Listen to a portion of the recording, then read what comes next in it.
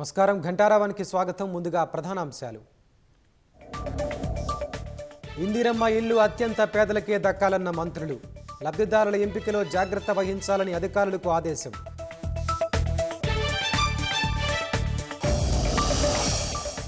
BJP BRS చీకటి ఒప్పందం ముసుగు తొలగిపోయిందన్న ఆది శ్రీనివాస్.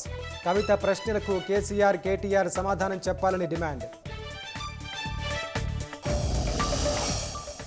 హైదరాబాద్లో నాటు తుపాకులు విక్రయిస్తున్న 2 అరెస్ట్. నిందితుల నుంచి 5 తుపాకులు 18 తోటాలు స్వాధీనం.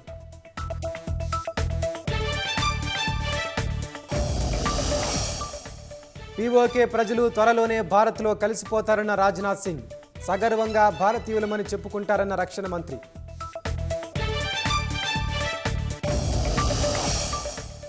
యుఎన్ఓ ఆహార పదార్థాల నిల్వ కేంద్రాన్ని కొల్లగొట్టిన గాజా పౌరులు.